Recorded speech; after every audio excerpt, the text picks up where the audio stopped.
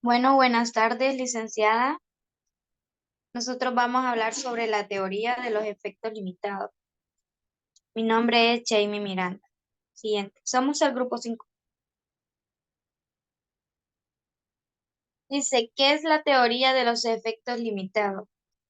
La teoría de los efectos limitados es una teoría de la comunicación que sirvió como corrección de la teoría hipodérmica.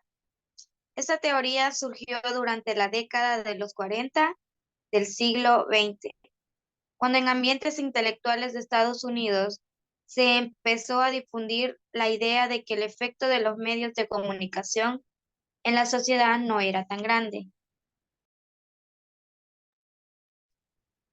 La teoría de los efectos limitados menciona que la sociedad tiene la capacidad de seleccionar los mensajes que los medios emiten. Por tanto, esta selección está sometida a los hábitos de recepción y percepción de cada individuo. De ahí que el poder de los medios no sea el que se les había supuesto hasta entonces, ya que estarían limitados por variables psicológicas individuales.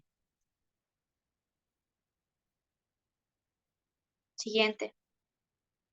Bueno, más que todo esta teoría trata sobre captar sobre lo que es como decir que quieren que la audiencia capte los mensajes más importantes y los menos importantes. Por lo tanto, esa teoría lo que busca es influenciar en la audiencia y así poder tener una respuesta. Gracias.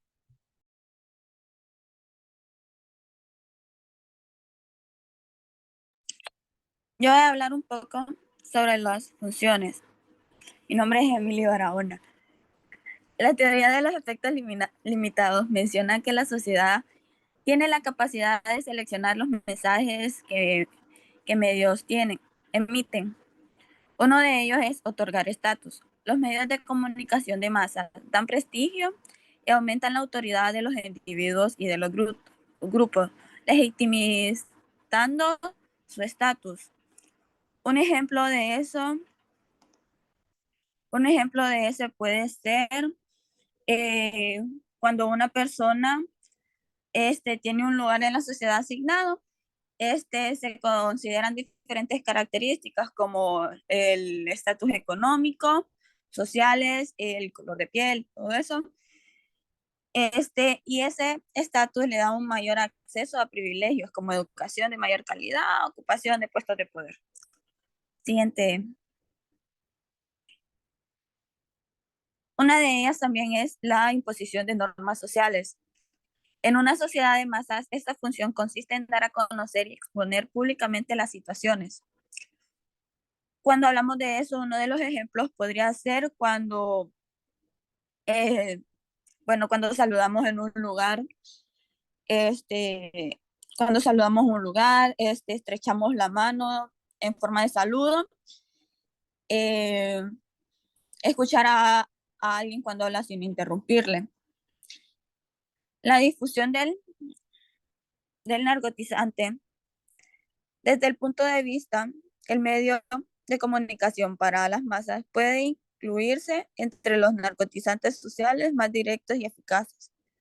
Uno de los ejemplos de narcotizante es en la medio de comunicación de masas, es los reality shows, porque esos tienen como que la telerrealidad y tienen un guión y en ocasiones lo, lo tergiversan.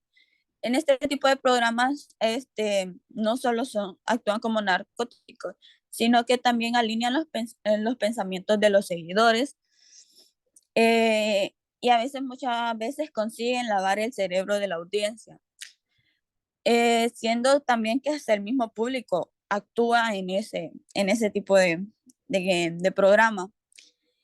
Eh, Tiene varias particularidades, y tiene uno de los índices más grandes de audiencia, evitando la cultura que básicamente se pone en juego antes el entretenimiento, antes que la integridad de las personas. Gracias.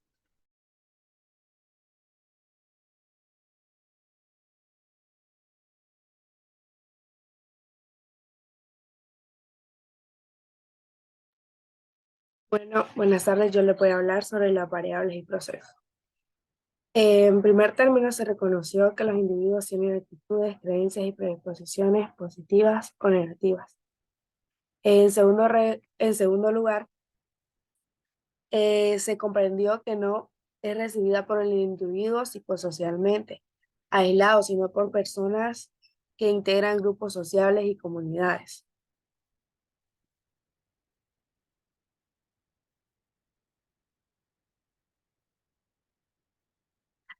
Algunos procesos son como los efectos cognitivos, que es la atención selectiva, retención selectiva y percepción selectiva. La atención selectiva es una tendencia a filtrar la mayoría de la información a la que nos exponemos.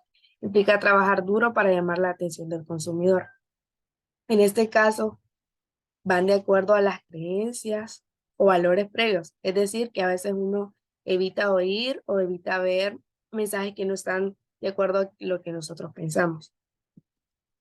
La retención selectiva, tendencia a organizar y recordarse a una experiencia previa, y lo conocido implica hacer poco en los cambios de actitudes.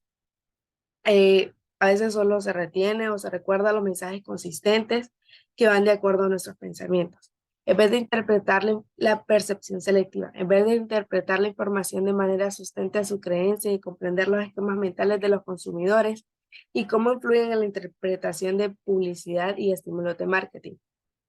En muchas ocasiones las personas interpretan mensajes que son contradictorios a sus creencias en base a creencias o actitudes preexistentes. Y los dejo con mi compañero. Gracias.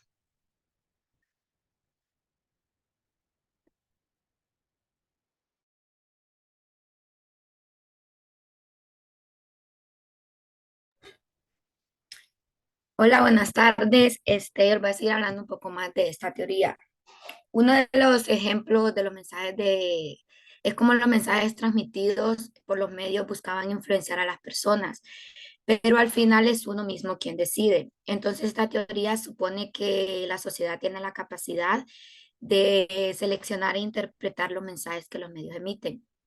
También nos habla de la influencia, que se refiere a que el ser humano se ve influenciado por diferentes factores y que esto por los medios que están a su alcance, en donde sus actividades están relacionadas con los conocimientos que ha acumulado a lo largo de su vida. Entonces, esta teoría rompe con la concepción de que los medios pueden implantar creencias e interpretaciones a su antojo.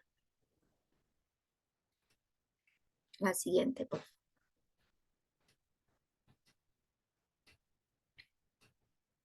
Para entender mejor su postura, se plantean tres momentos, esto a base de unos estudios realizados por un grupo de personas. Tenemos como primer momento las relaciones sociales o percepción selectiva. Cada quien capta el mensaje de acuerdo a su formación individual. Cada quien capta sus mensajes y la gente compartía una identidad común, esto en cuanto a la condición de miembro y una categoría social, y sus comportamientos eran a menudo de una manera similar. Aquí donde podemos ver la recordación de información que le convenía al individuo. También tenemos las diferencias individuales o atención selectiva. Cada quien percibe el mensaje de acuerdo a su condición, de acuerdo a su contexto social. Y es aquí donde se descubrió que existían muchas personas que su contacto con los medios de comunicación era bastante limitado y que la información pasaba de los medios de comunicación a personas bien informadas y ellas transmitían por canales impersonales a personas que no tenían ningún contacto con el medio de comunicación. En conclusión, esta teoría nos enseña a cómo las personas son capaces de interpretar los mensajes por sí mismos y no cambien sus pensamientos o sus creencias por la influencia de un medio. Y también es una respuesta a la teoría hipodérmica. Muchas gracias y esta ha sido toda nuestra exposición.